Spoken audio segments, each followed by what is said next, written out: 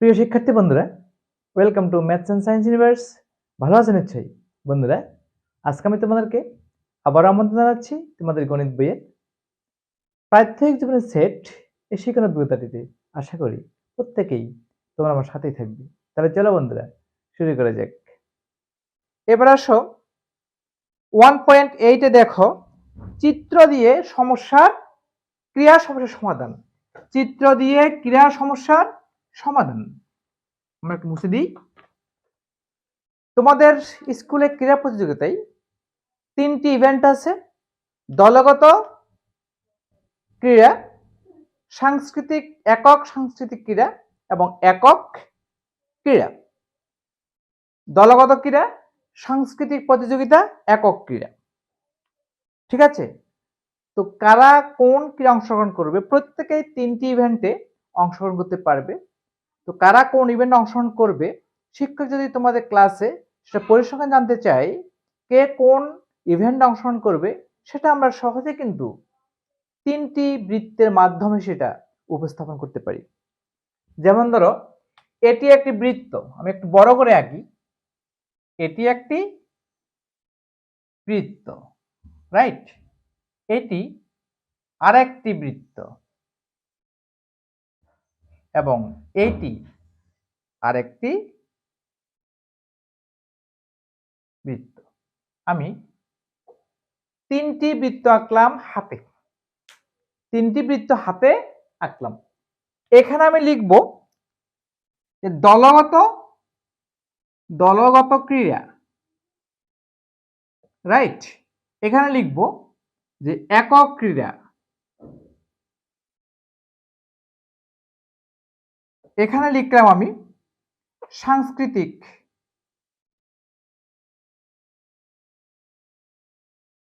প্রতিযোগিতা।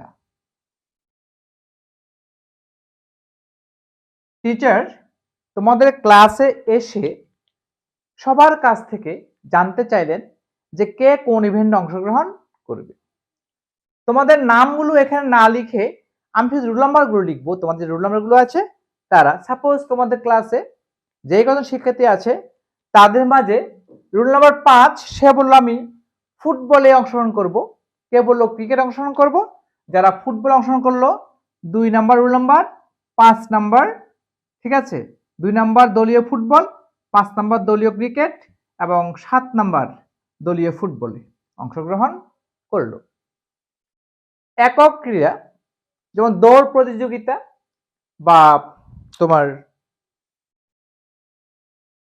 গোলক নিক্ষেপ, চাকতি নিক্ষেপ অথবা যে কোনো একক ক্রীড়াই, ঠিক আছে? অংশগ্রহণ যারা করবে তাদের রোল নাম্বার হলো সাপোজ 10, 12, 15, 17। ওকে? যারা সাংস্কৃতিক প্রতিযোগিতায় অংশগ্রহণ করবে তাদের রোল নাম্বার হলো সাপোজ 21, 22, 9, 8। এখানে আরো কয়েকটা লিখতে পারি, সাপোজ 13, 14। এখানে লিখতে পারি তোমার 6, কেমন, বা তোমার 3 ইত্যাদি আমরা লিখতে পারি। যে একক ক্রীড়ায় এরা অংশগ্রহণ করলো, দলগত ক্রীড়ায় এরা অংশগ্রহণ করবে এবং সাংস্কৃতিক প্রতিযোগিতায় এরা অংশগ্রহণ করবে। কেমন? 11টাও লিখলাম এখানে, রাইট? এরা অংশগ্রহণ করবে, ভেরি ফাইন। এরা দলগত ক্রীড়া, এরা হলো দলগত ক্রীড়া। আমি এটাকে লাল দিয়ে একটু চিহ্নিত করে দিলাম। কেমন? এরা হলো একক ক্রীড়া, কালো দিয়ে আমি চিহ্নিত করে দিলাম। এবং এরা হলো সাংস্কৃতিক প্রতিযোগিতা, এদেরকে আমি সবুজ দিয়ে চিহ্নিত করে দিলাম। এইতে গেল একটি করে ইভেন্টে অংশগ্রহণকারী শিক্ষার্থীদের নাম। ঠিক আছে? এখন টিচার বললেন কারা কারা 2টি ইভেন্টে অংশগ্রহণ করতে চাও, ঠিক আছে? ওকে, এখন যারা 2টি ইভেন্টে অংশগ্রহণ করতে চায়, যারা তোমার দলগত ক্রীড়া এবং সাংস্কৃতিক প্রতিযোগিতা 2টাতে অংশগ্রহণ করতে চায়, সেই ঘরটা হলো এটা, এই অংশটা, দলগত ক্রীড়া এবং সাংস্কৃতিক প্রতিযোগিতা।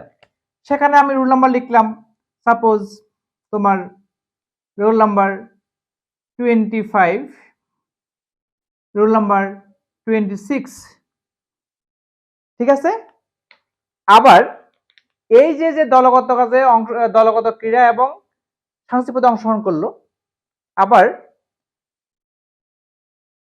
ওকে, আবার এখান থেকে তোমার যে 13 নাম্বার রোল নাম্বার 13, সে বললো যে আমি সাংস্কৃতিক প্রতিযোগিতায় অংশগ্রহণ করতে চাই। তাহলে টিচার কি করলেন, এটাকে এখান থেকে মুছে তাকে এখানে লিখে দিলেন, 13টা এখানে লিখে দিলেন। তাহলে কি হলো, 13 নাম্বার রোল নাম্বার দলগত ক্রীড়ায় অংশগ্রহণ করলো, সাংস্কৃতিক প্রতিযোগিতায় অংশগ্রহণ করলো, ঠিক আছে? যারা দলগত ক্রীড়া এবং একক প্রতিযোগিতায় অংশগ্রহণ করবে, তাদের রোল নাম্বার সাপোজ এখানে লিখলো যে 27, সে দলগত ক্রীড়া এবং একক প্রতিযোগিতায় একক ক্রীড়া প্রতিযোগিতায় অংশগ্রহণ করবে সে।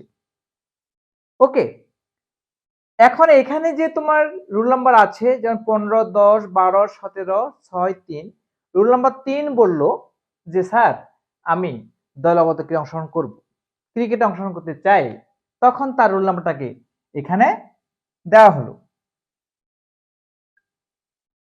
3, 3টা এখানে দাও, রাইট? 27 এবং 3, 3কে এখান থেকে মুছে দিলাম, শিক্ষক নিজে মুছে দিলেন যে 3 একক প্রতিযোগিতা এবং দলগত ক্রীড়া 2টাতে অংশগ্রহণ করবে। আবার দেখো সাংস্কৃতিক প্রতিযোগিতায় যারা অংশগ্রহণ করলো, সেখান থেকে তোমার 22 রোল নাম্বার বলল যে স্যার আমি একক ক্রীড়ায় অংশগ্রহণ করতে চাই, 22টাকে এখানে নিয়ে আসো, এখান থেকে 22টাকে টিচার মুছে দিলেন, ঠিক আছে? এখানে আরো রোল নাম্বার আসবে, সাপোজ 30, 29, 30 রোল নাম্বার ইত্যাদি, এরা একক ক্রীড়া এবং সাংস্কৃতিক প্রতিযোগিতা 2টাতে অংশগ্রহণ করতে চাচ্ছে। বুঝতে পেরেছ? এবার বলল কারা কারা 3টি ইভেন্টে অংশগ্রহণ করতে চাও, সেখানে কিছু রোল নাম্বার আসলো, যেমন দেখো যে 25, 26, 30, 13 এরা দলগত ক্রীড়া এবং সাংস্কৃতিক প্রতিযোগিতায় অংশগ্রহণ করতে চাচ্ছে। এদের মাঝে 13 বলল যে স্যার আমি একক ক্রীড়ায় অংশগ্রহণ করব, 13টাকে এখান থেকে কেটে তুমি এখানে লিখে দাও। এই 13 রোল নাম্বারটা দলগত ক্রীড়ায়ও আছে, একক ক্রীড়ায়ও আছে এবং সাংস্কৃতিক প্রতিযোগিতায়ও আছে। এই ঘরটা, এই যে ঘর, এই ঘরটা হলো আমার 3টি ইভেন্টের ঘর, কেমন? আবার এখানে যে রোল নাম্বার 30 আছে, সে বলল স্যার আমি একক ক্রীড়া আছি, সাংস্কৃতিক প্রতিযোগিতায় আছি, আমি দলগত ক্রীড়ায় অংশগ্রহণ করতে চাই, সে 29 রোল নাম্বারটাকে তুমি এখানে লিখে ফেলো, এখান থেকে মুছে এখানে লিখে ফেললাম। বাংলা ইংলিশ মিক্স হয়ে গেল, আমি এগুলাকে ইংলিশে লিখে দিই, দ্যাট উইল বি বেটার। এটা 30, 22, এটাকে 29, আমরা অবশ্যই ইংলিশে লিখব। দেখছো কত সহজ একটি পরিসংখ্যান ম্যাডাম তোমাদের ক্লাসে করে ফেললেন। এখান থেকে তুমি কি বুঝতে পারো বলতে পারো? বলো তো 2টি ইভেন্টে কোন কোন রোল নাম্বার অংশগ্রহণ করবে? 2টি ইভেন্টে অংশগ্রহণ করবে 27, 3, 25, 26, 30, 22, এরা 2টি করে ইভেন্টে অংশগ্রহণ করবে। একটি ইভেন্টে কারা অংশগ্রহণ করবে? 2, 5, 7, 14, 10, 15, 12, 17, 6, 1, 21, 9, 8, 11, 9, 8, 11, এরা সবাই একটি করে ইভেন্টে অংশগ্রহণ করবে। যারা 3টি ইভেন্টে অংশগ্রহণ করবে তারা হলো 13, 29, 13, 29। এই 13 দলগত ক্রীড়া, 13 একক প্রতিযোগিতা, 13 সাহসিক প্রতিযোগিতায়, আর 29ও 3টি প্রতিযোগিতায় অংশগ্রহণ করবে, 3টি ইভেন্টে অংশগ্রহণ করবে। আশা করি তোমরা সহজেই বুঝতে পেরেছ। একটা তোমার চিত্র থেকে কত সহজে, কত ইজিতে সহজেই আমরা প্রকাশ করে ফেললাম কোন খেলোয়াড় কোন 3টি ইভেন্টে অংশগ্রহণ করবে। তোমরা এখানে নাম দিয়েও দেখাতে পারো, আমি রোল নাম্বার দিয়ে দেখালাম। বুঝতে পেরেছ? বাকি শিক্ষার্থীরা তারা কোনো কিছু অংশগ্রহণ করবে না, তারা শুধু দর্শক হিসেবে উপভোগ করবে। ফাইন, আমরা এই যে উপস্থাপন করলাম এভাবে বিভিন্ন ইভেন্টের কে কোন কোন ইভেন্টে অংশগ্রহণ করবে, একক ইভেন্ট বা দলগত ইভেন্ট, অথবা 3টি ইভেন্টে বা 2টি ইভেন্টে বা 1টি ইভেন্টে অংশগ্রহণ করার পরিসংখ্যান, এই যে একটা চিত্র, এটাকে বলা হচ্ছে ভেন চিত্র। একজন ইংলিশ দার্শনিক গণিতবিদ জন ভেন এই ভেন চিত্র আবিষ্কার করেন। ভেন চিত্রের মাধ্যমে আমরা অতি সহজেই সবকিছুকে কিন্তু আমরা উপস্থাপন করতে পারি বিভিন্নভাবে। কেমন আমরা সহজে কিন্তু খুব সহজেই একটু ডাটাকে আমরা উপস্থাপন করে ফেললাম।